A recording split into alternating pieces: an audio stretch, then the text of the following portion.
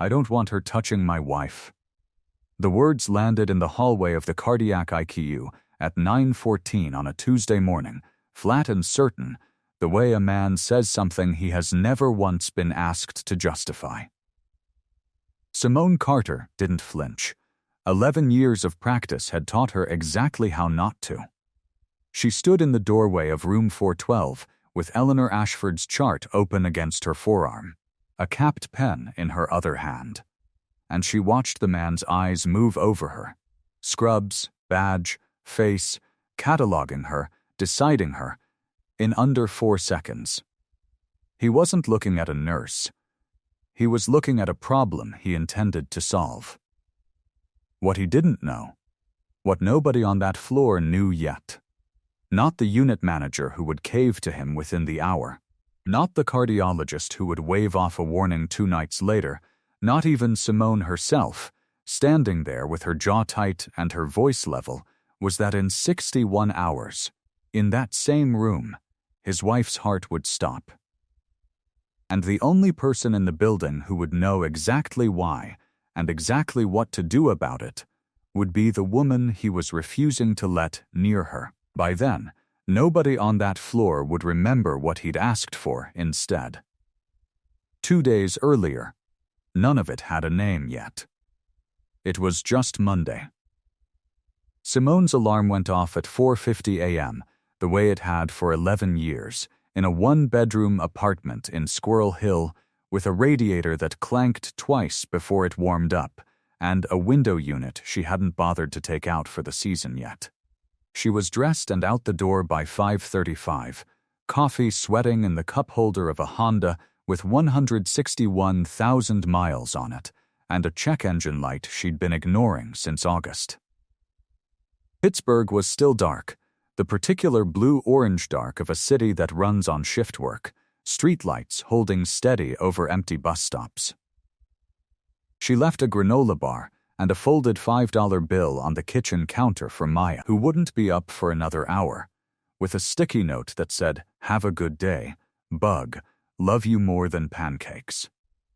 It was their thing. Maya was 9 and thought it was the funniest sentence in the English language, had been demanding a new absurd comparison every week since July. More than pancakes, more than the moon, more than 100 dogs. At St. Augustine Medical Center, Cardiac ICU, 4th floor, Simone badged in at 6:02 and took report from the night shift the way she always did. Standing, not sitting. Because sitting made you passive, made you a listener instead of a participant. And she needed to be a participant in every handoff, whether or not the information seemed to matter yet. Then she read. Not skimmed, read. Every med, every allergy, every lab value, cross-checked against what she remembered from the shift before. Because 11 years ago a hospitalist she'd never met had looked at a 51-year-old black man complaining of chest pressure in an emergency room 2 counties over and written anxiety. Reassurance given in his chart without ordering a single cardiac enzyme panel. 9 hours later, Marcus Carter collapsed in a hospital hallway on his way to the bathroom and never opened his eyes again. Simone had been 13. She remembered the exact shade of the waiting room carpet, a rust-orange industrial weave, because she'd stared at it for 4 hours while a chaplain sat with her mother 2 chairs down. She still had her father's watch, a cheap Timex with a cracked crystal, in the drawer of her nightstand, stopped forever at a time that meant nothing except that it was the moment someone had finally taken it off his wrist. She didn't tell that story to anyone at work. She'd told it exactly 4 times in 11 years, twice to therapists, once to her ex-husband before he was her ex, once to Maya, in an edited, gentler version, on the drive home from the cemetery on what would have been his 70th birthday. Instead of telling it, she checked things twice. It had stopped feeling like grief a long time ago. It felt most days like being good at her job. And she was good at her job. Charge nurse on the unit's day shift, 6 years CCARN certified, code team lead for the last 4. Other nurses paged first when a patient's numbers didn't add up, and nobody could say exactly why. 3 months earlier, she'd finished her mechanical circulatory support certification. The specialized, invitation-only training for managing balloon pumps and short-term mechanical heart support during a cardiogenic crash, and she was, at that moment, one of exactly 2 nurses in the building who held it. The other, Farah Douglas, was 7 months into maternity leave. "You're terrifying, you know that?" Priya Nair, 26, 4 months out of orientation, was watching Simone flip through a chart with the focused stillness of someone reading a will. "You've read that guy's chart like 6 times already, and it's not even 7 a.m. 5, Simone said, not looking up. "And I'll read it again before I leave." People change between readings. Charts don't always catch up fast enough to keep pace with a person. Is that a saying, or did you just make that up? Made it up around year 3. Feel free to steal it. Just credit me when you're training your own resident someday. Priya laughed, and it was a good sound, the kind that made a unit feel like a place instead of a machine. Simone liked her, liked the way she asked questions instead of pretending to already know the answer, liked that she left thank you sticky notes for the overnight texts, liked that she'd cried, once, quietly, in the supply closet after her first patient death, and hadn't been ashamed to let Simone see it. She was going to be excellent in a year or 2, once the fear settled into instinct. Simone had appointed herself unofficially to speed that along, the same way a nurse named Odessa Grant had once done for her, back when Simone was the one crying in supply closets. At 7:15 she checked on Otis Jenkins in 408, 71, 3 days post-cardiac catheterization, sharp-tongued and stubborn about his low-sodium diet in a way that made Simone genuinely fond of him. His daughter Angela was already there, had been most mornings, a paralegal who took her lunch break at the hospital instead of a restaurant. "He says the eggs taste like punishment," Angela said. "They do," Simone agreed, checking his oxygen saturation, noting it had drifted 2 points lower than the night before, subtle, easy to miss, the kind of thing that mattered exactly because it looked like nothing. She adjusted his nasal cannula flow slightly and made a note to reassess in an hour instead of waiting for the routine 4-hour check. But punishment food beats a second catheterization. "Misty, Jenkins, that's what she keeps telling me," Otis grumbled, nodding at his daughter. But there was no real heat in it. Angela caught Simone's eye at the door on her way out. "Can I say something? Last time he was in, different hospital, different city, before we moved him up here to be near me. A nurse walked past his call light 3 times before anyone came, and when I asked about it, another nurse told me, and I quote, 'He's probably just anxious. Some patients ring the bell for company.' He'd had a fever of 102 that whole time." She shook her head. "You actually watch him." "I noticed that. I don't take it for granted. I hear that a lot more than you'd think," Simone said quietly. "I'm sorry that was your experience anywhere. It shouldn't have to be notable that someone's paying attention." It was an ordinary exchange, the kind Simone had 100 times a year, and she filed it away without thinking much more about it. A small data point in the long, quiet ledger she kept, without ever writing it down. This is what it costs some families just to be believed. At 8:00, bed control called up from the ER. "Incoming admission, room 41, 55-year-old female, chest pain, ruled in for a non-ST elevation heart attack, stable, requiring telemetry and cardiology follow-up." Simone took the assignment without a second thought. It was Monday. It was ordinary. There was nothing about the words Eleanor Ashford that meant anything yet. Eleanor Ashford arrived at 8:40, pale under careful makeup, a wedding ring loose on a thin finger, an overnight bag with a designer's initials stitched into the leather. Her husband walked in behind her the way certain men walk into rooms, not rudely, exactly, just as if the room had been arranged in advance for his arrival. The furniture and the staff both understood to be part of the accommodations. Richard Ashford was 58, silver at the temples in a way that photographed well, and he wore a suit to a hospital admission, which told Simone something before he'd said a word. His watch alone, she clocked it without quite meaning to. An old habit. The same one that had once clocked her father's cracked Timex without her ever choosing to look was worth more than her monthly take-home pay by a wide margin. Mrs. Ashford. I'm Simone. I'll be your nurse today. I want to walk you through what's happening and what we're watching for. All right? Eleanor nodded, small and frightened in the specific way that first-day cardiac patients almost always were, no matter what tax bracket they lived in. Fear didn't check anyone's net worth at the door. Simone was thorough. She always was. She explained the telemetry leads, the pulse oximeter clipped to Eleanor's finger, why they'd be drawing blood every 6 hours to track a specific enzyme, what the beeping did and didn't mean, and she used the phrase "I know this is a lot" and meant it. The way she'd learned to mean it from years of watching frightened people pretend they weren't.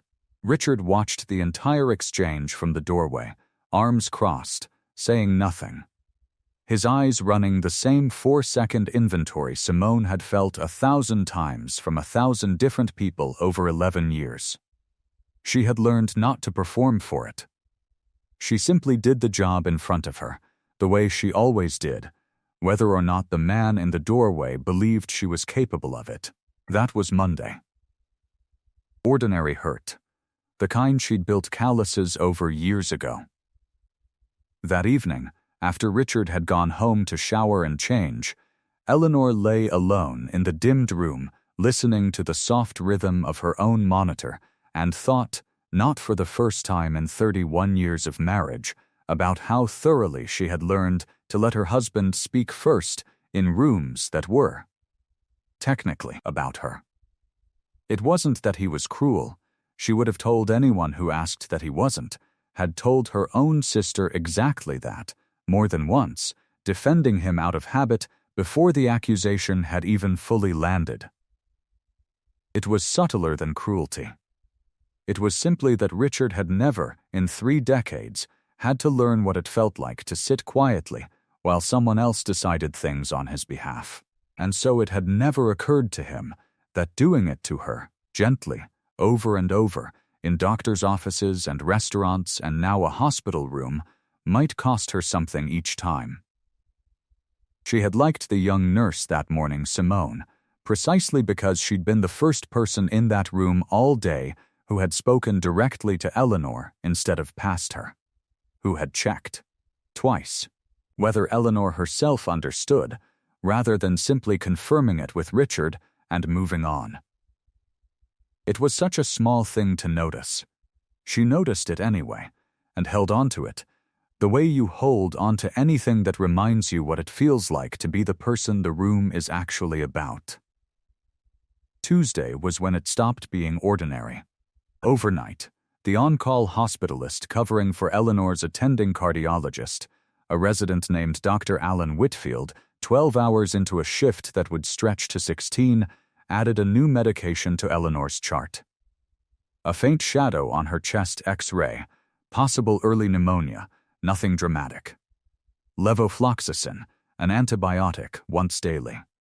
A reasonable ordinary call. At 2:47 a.m., reviewing the overnight orders before her shift began, Simone read it and felt the small cold click in her stomach that 11 years of double-checking had trained into her like an alarm most people never learned to hear. Eleanor Ashford was already on amiodarone, a heart rhythm medication she'd been taking for years for an old arrhythmia. And levofloxacin, stacked on top of amiodarone, carried a known and specific risk. Both drugs could lengthen a particular interval in the heart's electrical cycle, and stacked together, in the wrong patient, at the wrong hour, that lengthening could tip a heart into a dangerous, chaotic rhythm. It wasn't an emergency. It wasn't even rare, as flags went. That was exactly what made it dangerous. It looked like nothing. Right up until the moment it wasn't. Simone printed the pharmacy's interaction alert, a bright orange slip that most nurses stapled to a chart and forgot, wrote "Please review. Recommend telemetry monitoring for QT changes."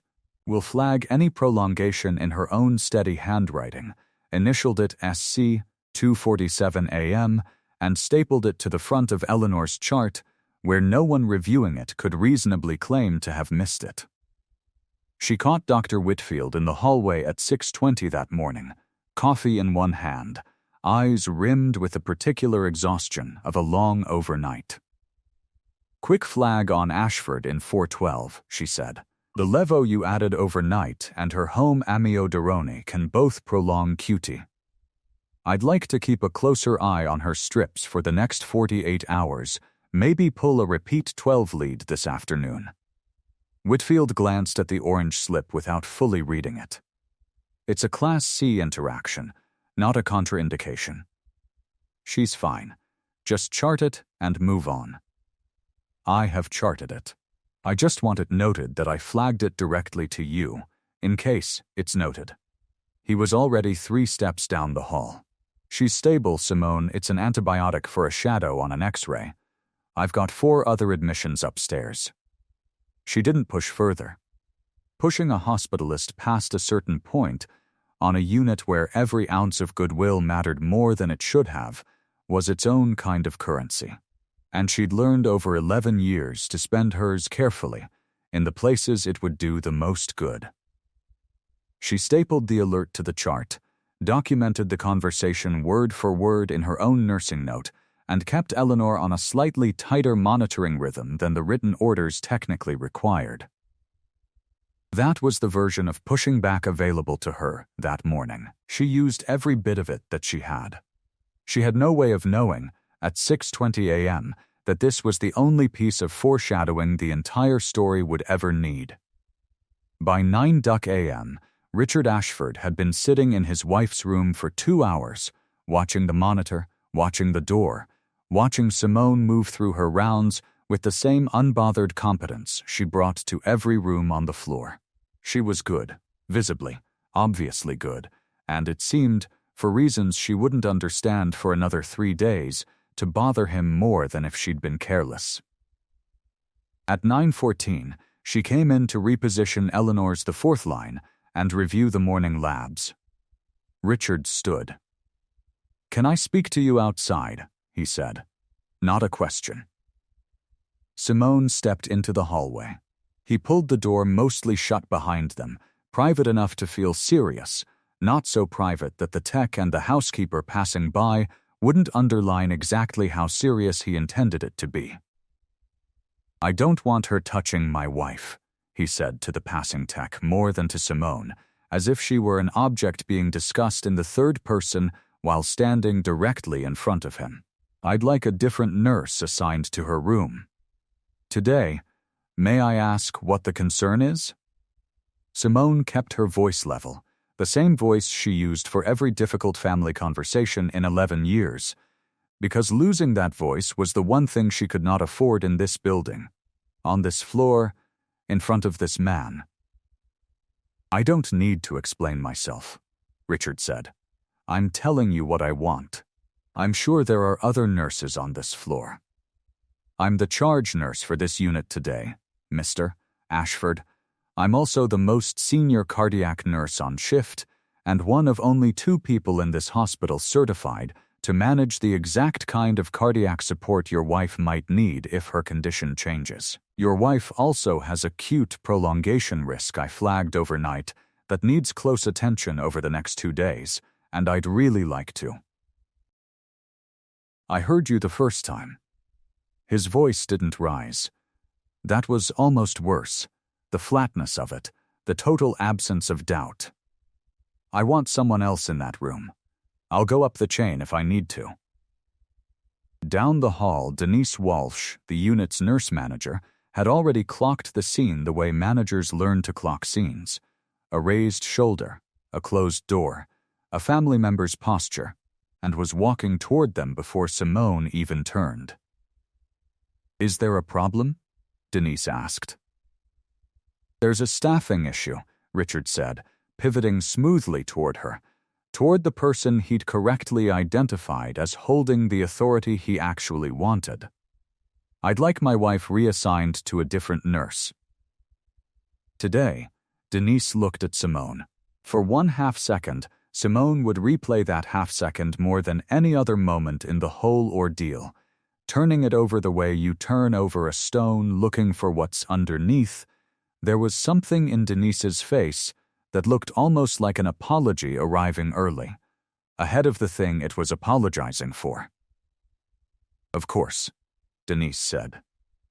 "Let me see who I can move around." That was it. 11 years, 6 of them certified, 4 leading codes on this exact floor, and it took 4 sentences and a 1/2 second of eye contact to move Simone Carter out of a room like a piece of furniture that had been placed wrong. Priya found her 20 minutes later in the medroom, restocking a supply cart with more force than the task required. "I heard," Priya said quietly. Simone, that's not okay. Denise just did that? Just moved you?" Denise has a $40 million capital campaign for a new cardiac wing, and Richard Ashford's name is on the short list of people who might fund it. Simone didn't look up from the cart. "I found that part out an hour ago from Marcus in billing, who probably shouldn't have told me, and I'm glad he did. Ashford Development Group. Turns out he's not just a difficult husband, he's a potential donor with his name circling a building that doesn't exist yet. That's disgusting." "It's Tuesday," Simone said, and it came out flatter than she meant it to, flat the way Richard's voice had been flat, and she hated for a second that the two things sounded the same coming out of her own mouth. She breathed. "Reset. I have 6 other patients. I'm not going to let this eat my whole shift." She said that. She believed roughly 40% of it. Her new assignment for the rest of the shift included Room 401, Frank Dolinsky, 67, a retired steelworker 3 days out from a triple bypass, gruff in the specific way of a man who'd spent 40 years being the toughest person in whatever room he was standing in and hadn't yet adjusted to being the most fragile one instead. "Where's the other nurse?" he said when Simone walked in. "The young one. She's covering a different hall today. I'm Simone. I'll be with you the rest of the shift." He looked her over, not unkindly, just with the flat appraisal of a man who evaluated everyone the same way he'd once evaluated a weld. Did it hold? Or didn't it? "You know what you're doing?" "I've been doing this 11 years, Mr. Dolinsky. I can walk you through my whole URSUM if it'd make you feel better, or I can just get started and you can judge for yourself in about 10 minutes. He almost smiled at that. The corner of his mouth twitched in a way he clearly didn't allow very often. 10 minutes. Fine. She changed his dressing with hands so steady and unhurried that he stopped talking halfway through and just watched her work.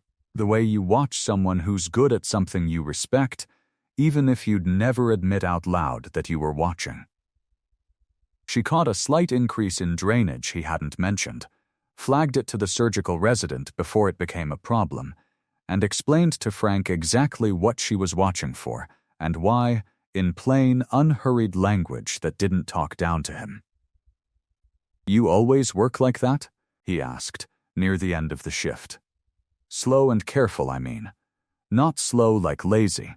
Slow like deliberate. My father used to say the fastest way to do something right is to do it right the first time." It wasn't something she usually said out loud to patients, But something about Frank's bluntness made it easy. He wasn't a nurse. Steelworker, actually. Like you. But it stuck. Something shifted in Frank's face. Recognition, maybe. Or just respect finding a place to land. Smart man. He was, Simone said, and left it there, and moved on to her next room, carrying that small, unremarkable exchange like a stone in her pocket for the rest of a day that had otherwise gone sideways before lunch. It wasn't a victory. It didn't undo the hallway with Richard Ashford an hour earlier.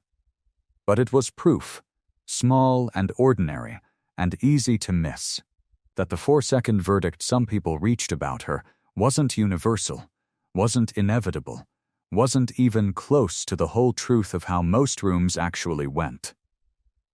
Most rooms, given 10 minutes, came around.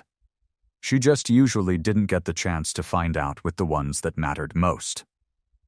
At home that night, she missed Maya's 4th grade poetry reading, the second school event in 6 weeks she'd had to skip, this one specifically because Denise had asked her, with a guilty half-smile, to help smooth things over by picking up an extra 8 hours on 412's hall, ironically enough, just not inside 412 itself. Simone's mother sent a video from the back row of the auditorium. Maya, in a purple cardigan 2 sizes too big because she refused to stop wearing her older cousin's hand-me-downs, reading 11 careful lines about a garden that outgrew its fence. Simone watched it twice in the break room at 11 p.m., alone, and did not cry, because crying in a break room at 11 p.m. was not a thing she had time for that night. Then she went back out and checked on Otis Jenkins, whose oxygen had drifted 2 points low again exactly on schedule, caught it before it became a problem, adjusted his flow, made a note, and moved on to the next room. Because that was the job, and she was good at the job, whether or not the man 3 doors down believed it. Wednesday morning, Richard's daughter came to visit. Claire Ashford Kim, 29, an architect who'd flown in from Chicago the moment she heard about her mother, found her father in the family lounge staring at a vending machine without buying anything from it. "Dad, what happened with the nurse yesterday?" Mom mentioned it in passing like it was nothing, but she looked upset when she said it. "I asked for someone more experienced. It's not complicated. Is that actually what happened, or is that what you're telling yourself happened?" Claire had inherited her father's directness, if not his blind spots, and she used it now without softening it. "Because Mom said the nurse you asked to be removed was the charge nurse." "That's not junior staff, Dad. That's senior staff."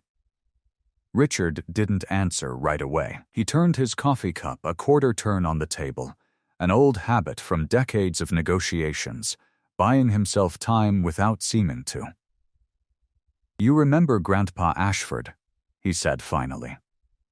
The site foreman he trusted for 30 years, Walt Higgins, Grandpa used to say he'd trust that man's judgment on a job site over any engineer with a diploma, and every subcontractor Grandpa ever fired, every one he ever doubted on site before they'd poured a single foundation. I watched that my whole childhood, Claire, who got trusted on site, and who had to prove it twice over before anyone believed a word out of their mouth. I didn't think I absorbed any of it. I genuinely didn't. He looked at his hands, but something in me looked at that nurse and made a decision in about 4 seconds, and I didn't examine it, because I've never once had to. Nobody's ever made me look twice at a decision like that in my life. That's not an excuse. I know it's not. "Then fix it," Claire said. "While you still can. Before it's a story you tell yourself about who you meant to be instead of who you actually were." Richard didn't fix it that day. He wasn't there yet. A man doesn't undo 58 years of never being questioned in a single hallway conversation with his daughter, however sharp. But the seed of it sat in him for the next 48 hours, uncomfortable and unresolved, the way seeds do right before something cracks open. Wednesday afternoon, Eleanor Ashford, cared for that day by Kayla Reyes, 2 years out of nursing school, kind and earnest and still building the instinct that only comes from doing the thing wrong once and never again, asked, quietly, if the nurse from Monday could come back. "Simone," Eleanor said. "The one who explained everything so I could actually follow it. Is she available today?" Kayla, caught between a patient's wish and a family's standing order, hesitated. "I'd have to check with. I think there was a request that Richard, in the doorway with his laptop under his arm, answered before Kayla could finish. "We're fine with the current arrangement, Kayla, thank you." He didn't even look up from his phone. "Richard." Eleanor's voice was thin, but not weak. "I asked for her specifically." "You're getting excellent care. Let's not complicate things."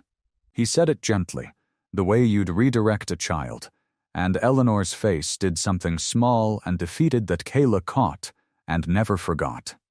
The particular expression of a woman who had once again been overruled about her own body in her own hospital room by the person who loved her most and listened to her least. Eleanor didn't push it further. She'd learned, across 31 years of marriage, exactly which battles cost more than they were worth to fight from a hospital bed with a heart monitor clipped to her finger. She turned her face toward the window instead, and Kayla adjusted her pillow, and neither of them said anything else about it. Kayla mentioned it to Simone at the nurse's station an hour later, in the careful, apologetic tone of someone relaying something they hadn't been able to prevent. "She asked for you by name. I'm sorry. I didn't know what to do with that." Simone absorbed it without much visible reaction, though something in her chest tightened at the image of Eleanor Ashford, sick and scared, being overruled about her own care by the very person she'd trusted to protect her.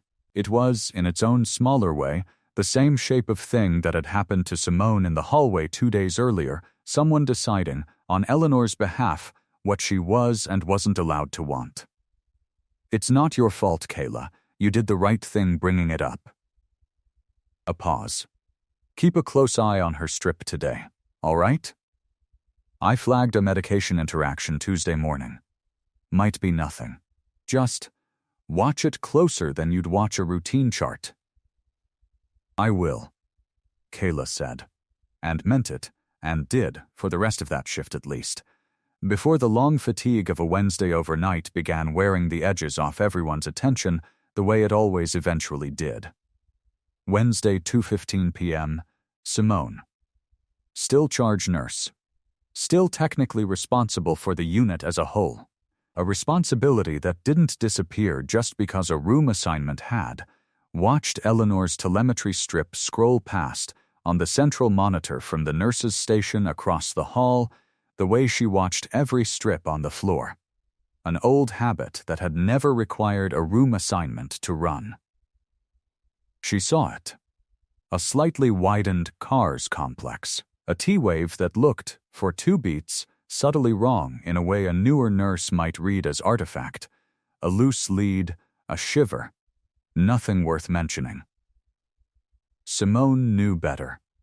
She'd flagged this exact risk in writing 36 hours earlier. She walked to Kayla at the med cart. "Hey, quick thing. Ashford's strip in 412 threw a couple of odd beats around 2:15. Might be nothing. Might be early QT changes from the antibiotic amiodarone combo I flagged. Can you grab a repeat 12 lead and mention it to Whitfield when he rounds?" "Yeah, of course. Thank you." Kayla meant it. She wasn't the problem.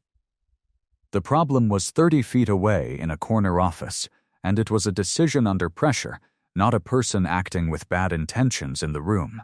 Simone found Denise in that office 10 minutes later. "I'm not asking to be reassigned back to her room," she said.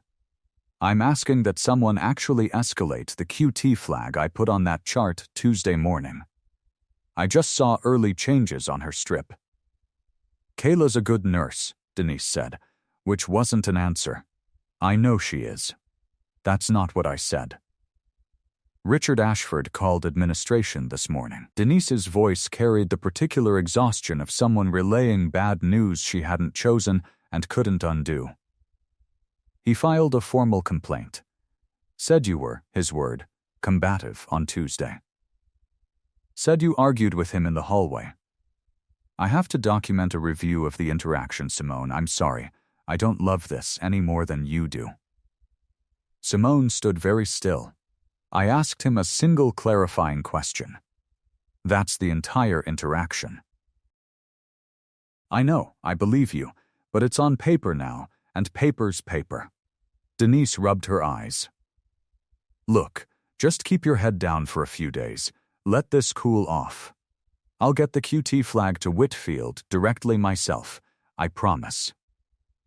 Simone walked out and did not fully trust the promise, and she was right not to.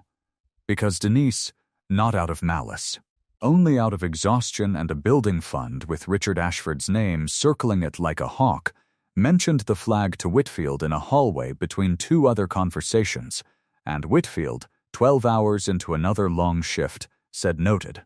We'll keep an eye on it, and did not order the repeat 12 lead himself, and did not adjust the antibiotic. And the moment passed the way small mistakes pass in busy buildings, quietly, without anyone deciding, on purpose, to let it. At 4:30 that afternoon, Simone was called into a small conference room off the administrative wing, the kind with a round table and a box of tissues nobody had ever needed less. Denise was there. So was Patricia Kowalski from Human Resources, a woman Simone had spoken to exactly twice before in 11 years, both times about benefits enrollment. This isn't disciplinary, Patricia said, opening a folder. I want to be clear about that up front.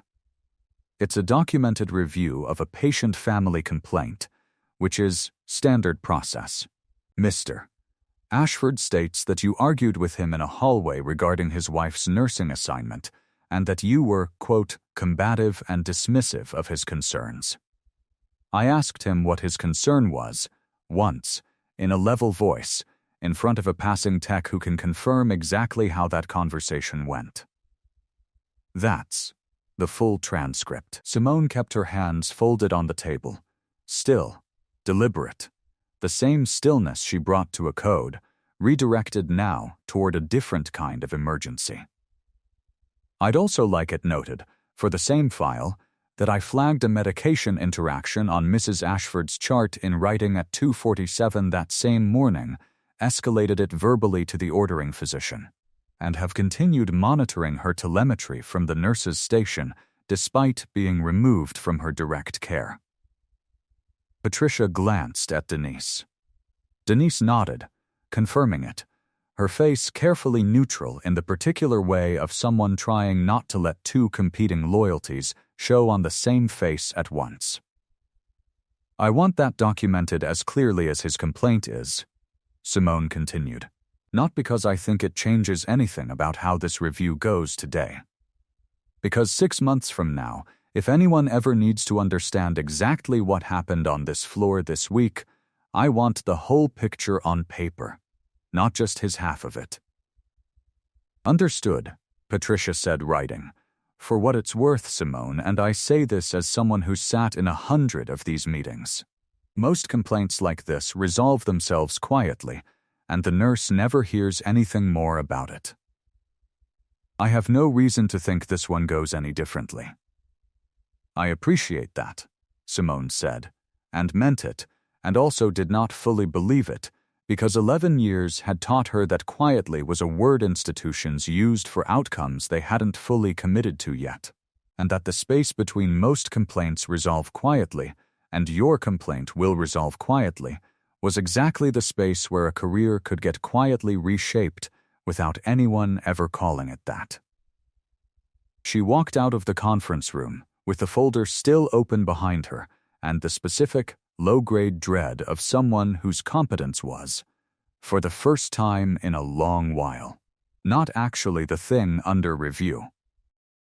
Back on the floor, someone had left a coffee at her station, the good kind, from the cafe downstairs, not the break room sludge, with a sticky note in handwriting she recognized as one of the overnight techs, Marisol, who almost never worked days and had apparently gone out of her way to be there when Simone's shift ended. Heard what happened. You're the best nurse on this floor and everybody here knows it, even the people who won't say it out loud. Priya added her own note underneath. In different ink. Ditto. Also, I told Denise that if she moves you off another one of my patients, I'm filing a complaint of my own. It wasn't much. It didn't undo the folder in the conference room, or the 4 seconds in the hallway, or the particular loneliness of being the only person in a room who was expected to prove something nobody else in that room had ever been asked to prove. But it was real, and it mattered more than Simone let herself admit standing there at the nurse's station with a lukewarm coffee in her hand, the specific, quiet relief of finding out that being right and being alone weren't actually the same condition, even on a week that had gone out of its way to make it feel that way. That night, Simone sat in her car in the hospital parking garage for 4 full minutes before starting the engine. Not crying, just sitting, hands on the wheel, running the math on 11 years of exactly this, not this specific insult, but this specific shape of insult, worn into a groove so familiar she could have drawn it blind. Underestimated in the room. Overruled in the hallway. Punished on paper for saying the true thing out loud instead of the comfortable thing. She called her sister, Denise. No, her sister's name was Tanya, not to be confused with the unit manager.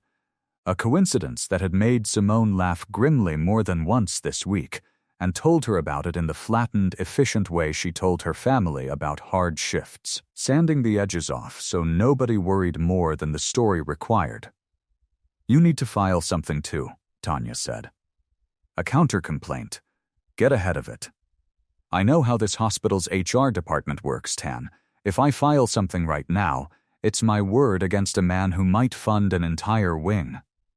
I'd be filing it into a system that's already decided who it wants to protect. So you're just going to eat it? I'm going to document everything, exactly like I always do, and I'm going to keep doing my job as well as I know how to do it, because that's the only lever I've got that nobody can argue with. Simone rubbed her eyes. I'm tired, Tan. I'm not going to pretend I'm not. You've said that maybe 4 times in 11 years. You know that. You don't say tired unless you mean something bigger than tired. Simone didn't answer that directly. She thought, for the first time and longer than she wanted to admit, about whether she was tired enough to leave, not the floor, the profession. She had a cousin in medical device sales who drove a car that started on the first try every morning and had never once had to watch a man decide, in 4 seconds, that her 11 years didn't count. She called her grandmother instead of driving straight home. You sound like your father, Ruth Carter said, 81 years old, still sharp as a paring knife, a retired nurse herself from a very different decade of exactly this fight.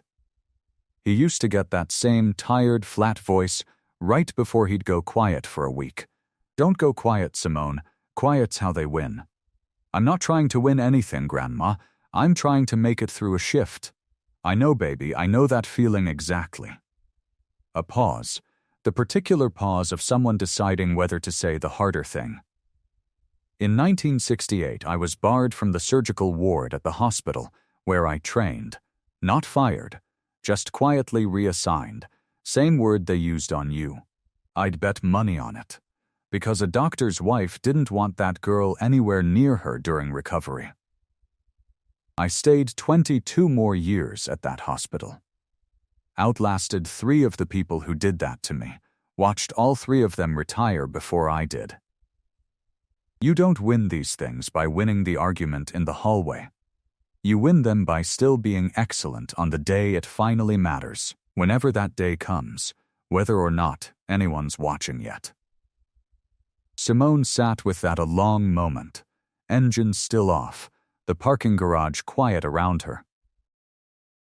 "Okay, Grandma," she said. "Okay."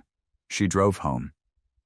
She kissed Maya's forehead while she slept, smelled the particular mix of strawberry shampoo and crayons that meant her daughter had had a good day, whatever kind of day her mother had had. She did not know, lying awake at 1 a.m., with the ceiling fan turning slow circles above her, that the day her grandmother meant was less than 24 hours away. Thursday, 1:52 a.m. Simone was 3 rooms down, hanging a fresh bag of fluids for a post-surgical patient in 4:15 when the monitor bank at the nurse's station began throwing alarms in a pattern she could read the way other people read a stop sign. Not consciously, just instantly, a shape her whole nervous system recognized before her mind caught up to naming it. Room 412. Wide complex tachycardia. Then, 4 seconds later, the flat scream of a rhythm with no pulse behind it. Torsade de pointus, the exact rhythm, the exact medication interaction she had flagged 61 hours earlier could cause, arriving on schedule, in the dark, on the one night when the only nurse in the building trained to run it fast enough had been moved out of that room by a man in an expensive watch who hadn't wanted her there. Kayla's voice, high and thin, calling the code from the doorway. A tech fumbling the crash cart's brake against the doorframe. Somewhere behind them, Richard Ashford, asleep in the family recliner beside his wife's bed until 40 seconds ago, was on his feet, shouting something no one had time to answer. Simone was already moving before the overhead page finished its first syllable. She didn't run. Running cost seconds you didn't get back, cost you the steady hands you'd need in 90 seconds. She moved fast and level, the way she'd moved through 340 codes across 11 years, and she was in the room before the second overhead announcement finished its sentence. "Torsades," she said to the room. To Kayla, to the code team pouring in behind her. Not a question. 2 grams magnesium sulfate, IV push, now. Get the pads on her. Start hands-only compressions if we lose the pulse completely. Kayla, pull up her med list on the screen. I need the exact amio and levo dosing read out loud, right now. The room did what rooms full of trained people do when someone in it speaks with total, unhesitating certainty. It organized itself around her voice. 2 grams mag, pushing now, a tech confirmed. Compression starting, amio, 300 milligrams at 0600. Levo, 500 milligrams at 2200. Kayla read off the screen, her voice steadying now that there was a clear shape to hold on to. That's exactly what caused this. Charge to 200. Everyone off the bed. Priya arrived at the doorway 30 seconds into the code, off shift but still in the building finishing paperwork, pulled toward the overhead page the way every nurse on that floor had been trained to be pulled, whether or not the room was theirs. She didn't come in. There wasn't room. And she knew better than to add a body to a space that already had exactly the right number of hands in it. But she stood in the doorway and watched Simone work with the specific, wide-eyed attention of someone watching a skill she'd been trying to learn for months suddenly resolve, all at once, into something she finally understood the shape of. Compressions holding steady, the tech said. No pulse yet. Keep going. We just shocked her. Give the rhythm a second to catch. Simone's eyes never left the monitor, her voice never rising, never dropping into panic. Holding the exact register that let everyone else in the room borrow her calm instead of adding their fear to hers. Come on, Eleanor, come on. 14 seconds. That was how long the room held its breath after the shock. 14 seconds of a flat, unmoving line on the monitor. 14 seconds in which Richard Ashford stood pressed against the far wall, with both hands over his mouth, watching a woman he had explicitly refused, 3 days earlier, run the exact clinical sequence his wife's life now depended on entirely. Then the line jumped. A wide, ragged beat. Another, then something that looked, unmistakably, like a rhythm with a pulse behind it. "We've got her," Simone said. "Sinus rhythm, weak but there. Cardiology's on the way. Somebody chart the time." The room exhaled all at once, the specific collective sound a code team makes when the worst outcome doesn't happen. Half relief and half a disbelieving laughter that never quite becomes laughter. Machines beeped their ordinary, unfrightening rhythm again. A tech wiped her forehead with her sleeve. For a moment, 3 seconds, 4, the entire floor outside room 412 went completely quiet. No alarms, no chatter, just the hallway holding its breath around the door the way the whole unit had, without anyone announcing it, understood exactly what had almost happened, and exactly who had stopped it. "Doctor." Whitfield arrived at 2:04, 12 minutes too late to do anything except read what had already happened. He stood over the chart for a long moment. Scrolling back through the flagged orange alert slip stapled to the front page, Simone's handwriting still legible under the fluorescent light. "Please review. Recommend telemetry monitoring for key changes. Will flag any prolongation." SC 2:47 a.m. Tuesday. He didn't say anything for a moment. Then, quietly, mostly to himself, this was documented 3 days ago. "It was," Simone said. She wasn't gloating. She didn't have it in her. Not at 2 in the morning. Not with her hands still faintly unsteady from the adrenaline draining out of them. "I flagged it to you directly Tuesday morning. I flagged it again to Denise on Wednesday afternoon after I saw early changes on the strip." Richard Ashford was still against the wall, hadn't moved, his shirt untucked on one side where he'd gripped it without noticing. His face had the specific, stripped-down look of a man watching a version of events assemble itself in real time that did not match the one he'd been operating from for 3 days. "You?" he said. His voice had lost every ounce of the flatness from Tuesday morning. "You're the one yes," Simone said. Not unkind, not soft either, just true. "I'm the one you asked to be removed from your wife's room." He didn't answer. There wasn't an answer that fit in a hallway at 2 in the morning. "She's stable," Simone continued, "because the job wasn't finished just because the moment was large. Her rhythm's holding. Cardiology's going to want to reassess her medications and probably place a temporary pacer as a precaution overnight. I'd like to stay on her case for the rest of my shift if that's all right with you. But that's your call to make. It always was." Richard Ashford, 58 years old, a man who had built his entire life on being the person who decided things, said nothing at all. He nodded. Once, it was the smallest gesture Simone had ever seen carry that much weight. "Okay," she said, and turned back into the room, because Eleanor Ashford's blood pressure needed rechecking, and that didn't stop mattering just because the hallway had gone still. Eleanor came around fully an hour later.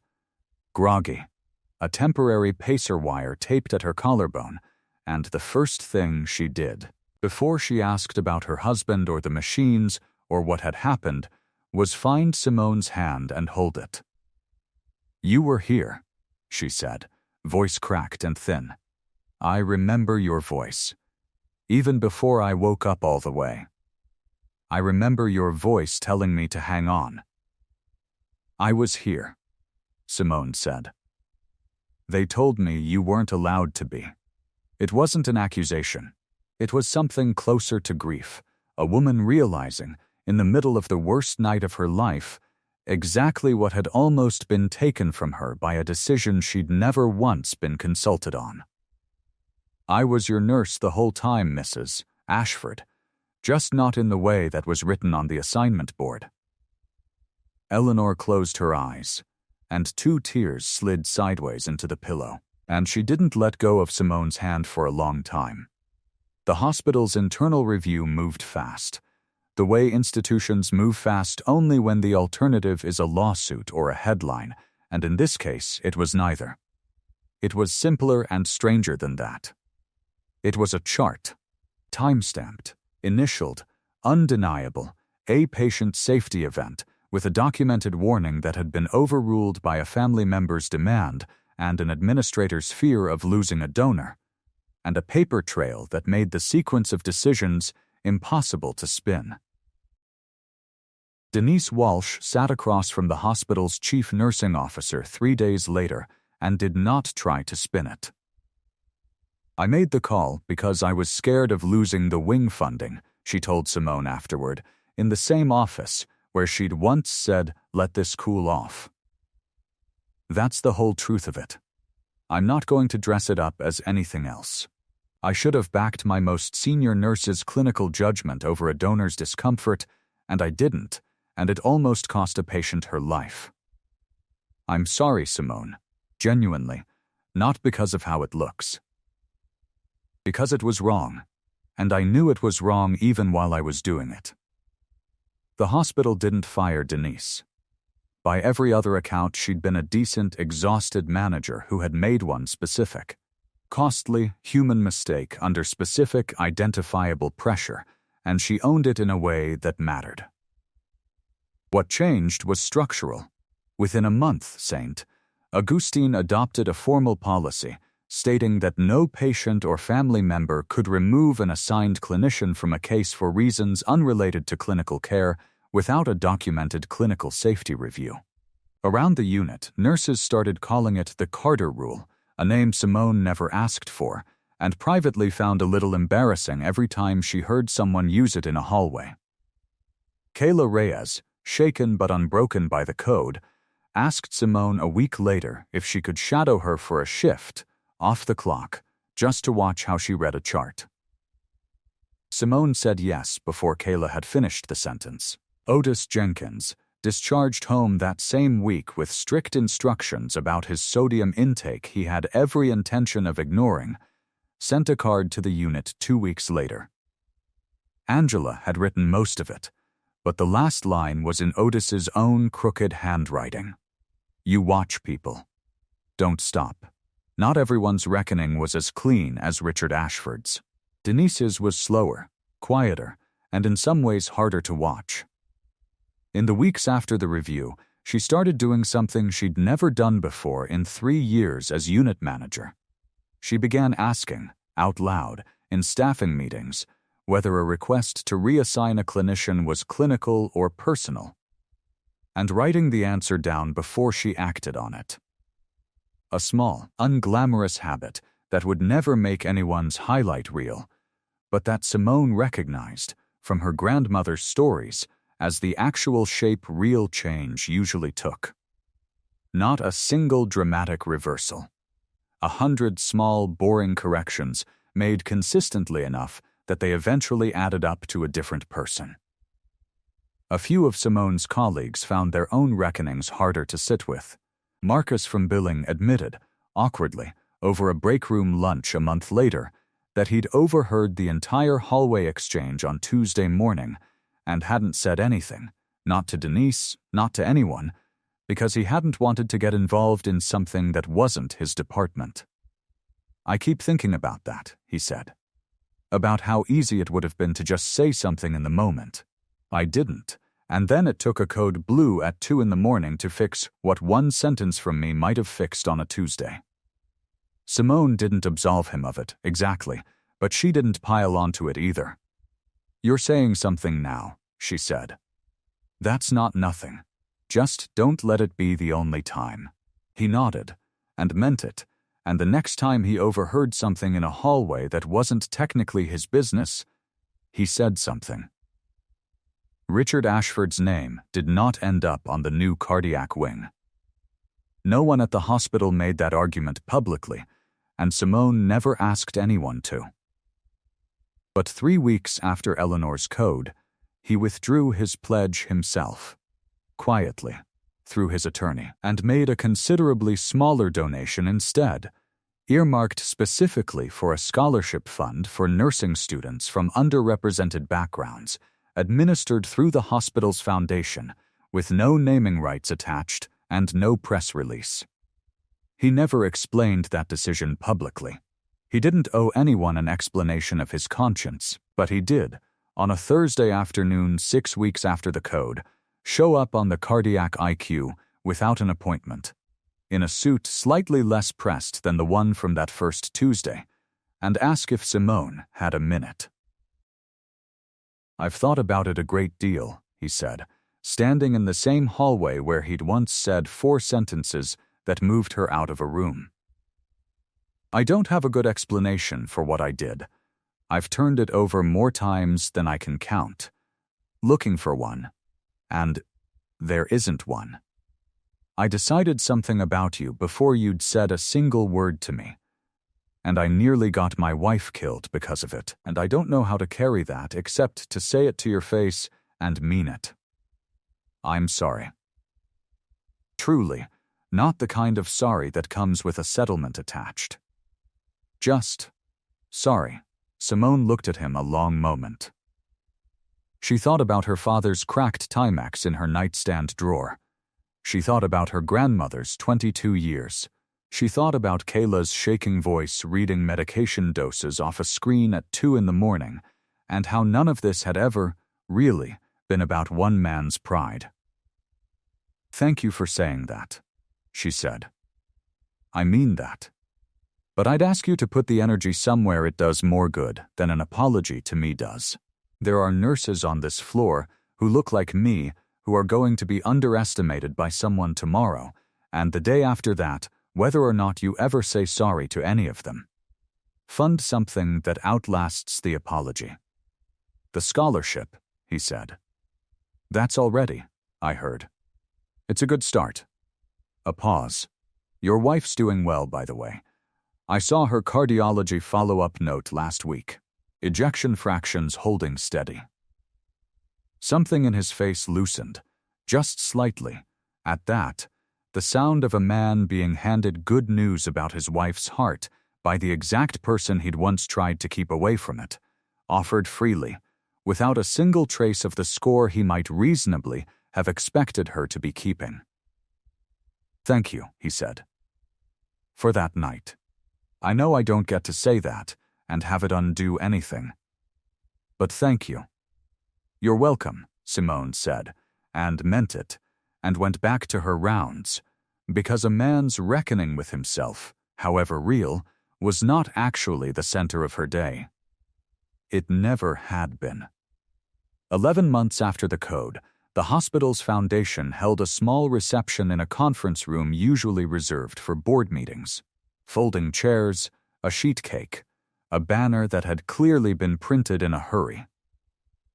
The first recipient of what was now formally called the Foundation Nursing Scholarship, a 19-year-old sophomore named Destiny Owusu, who was the first person in her family to attend nursing school, stood near the cake looking like she wasn't sure whether she was allowed to eat any of it yet. Richard Ashford gave brief remarks, shorter than anyone expected from a man used to rooms built around his voice. He didn't tell the story of the code. He'd asked Simone beforehand whether she'd be comfortable with him telling it, and she'd told him honestly that it wasn't his story to tell in a room full of strangers, and he'd nodded and respected that without needing further explanation. Which was, in its own quiet way, further evidence of how much 4 seconds in a hallway a year earlier had actually cost him to sit with. "I learned something expensive last year," was as far as he went, standing at the small podium with Eleanor beside him, her hand resting lightly on his arm. "I won't pretend I learned it gracefully, but I'd rather spend the rest of my life funding people like Destiny than spend one more day pretending I hadn't needed to learn it at all. Afterward, Destiny found Simone by the coffee urn, visibly working up the nerve to say something. "Is it true? You're the reason this exists?" "Somebody told me there was a nurse. I don't actually know the whole story. Nobody would tell me the whole story. It's not really about me," Simone said. Which was true, and also, she recognized even as she said it, a small kindness extended to Richard, who was close enough to hear it. "It's about making sure the next nurse who looks like us doesn't have to spend 11 years proving something that should have been obvious on day one." "You're going to be good at this. I can already tell." "How can you tell? You've known me for like 4 minutes." "I've got a lot of practice reading people fast," Simone said, and didn't explain further, and Destiny laughed without understanding the whole joke, and that was fine. Some things you only got to understand later, the way Simone had only understood her grandmother's stories fully once she'd lived a smaller version of one herself. Claire had flown in from Chicago for the reception, standing near the back in a blazer that looked like it belonged in a different, sharper meeting. Watching her father speak without the crossed arms and skepticism of the conversation in the family lounge a year earlier. She found Simone afterward, by the coffee urn, the way Destiny had. "I don't know if he's told you, but he still brings this up," Claire said. "Not the code, exactly, the 4 seconds beforehand. He said it to me on the phone last month, out of nowhere. I keep thinking about the 4 seconds. I don't think my father has examined himself that closely about anything in his entire life before this. People don't usually get the chance to see the exact cost of a snap judgment laid out that clearly," Simone said. "Most of the time it just quietly costs somebody something, and nobody ever finds out what or how much." Well, he found out. Claire looked over at her father, still talking to Destiny near the podium, animated in a way she said she hadn't seen from him in years. "For what it's worth, thank you. Not for saving my mother, though obviously that too. For however you handled it after." He could have come out of this defensive and doubled down. Plenty of people do. He didn't, and I think a lot of that is because of how you handled the day after. And the day after that. You could have made this a lot harder for him than you did. "I wasn't especially interested in making it hard for him," Simone said. "I was interested in it not happening to the next person. Those turned out to be the same project, as it happens. They don't always." A year later, the unit looked different in the small ways that mattered more than they seemed to at first glance. There was a laminated 1-page summary of the Carter Rule taped inside every new nurse's orientation binder. Right after the fire evacuation map, and before the parking instructions. There was a framed copy of a certain orange pharmacy alert slip, donated by Simone herself, half as a joke, half as something she genuinely wanted new nurses to see on their first bad day. Hanging in the break room with a small typed card beneath it, "Document everything. Trust your read. The paper remembers even when people don't." Simone had been promoted to clinical nurse educator for the cardiac service line, a role that let her do formally, for the whole hospital, what she'd been doing for Priya informally for years, teach new nurses not just the mechanics of a code, but the confidence to speak with total certainty in a room that needed someone to. Her office, if it could be called that, was a repurposed supply closet with a window that didn't open, and she loved it more than any title she'd ever held. The interview for the role had been almost anticlimactic, 4 months after the code.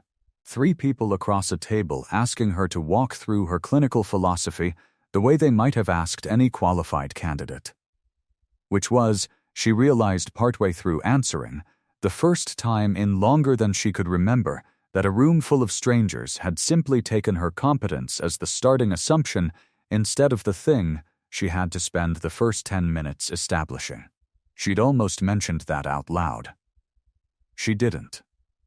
Some things you let be ordinary once they finally arrived that way. Why this role?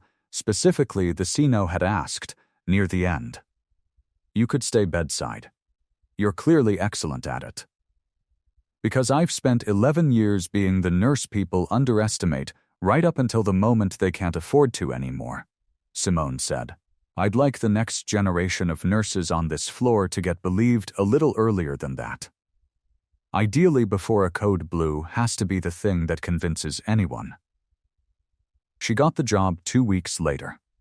Nobody in that room ever knew how much weight that ordinary, unremarkable interview had actually carried for her, and she preferred it that way. Not every victory needed an audience to be real. Priya, 27 now, had passed her CCARN exam that spring and led her first code 3 weeks after that. Clean, controlled, calm.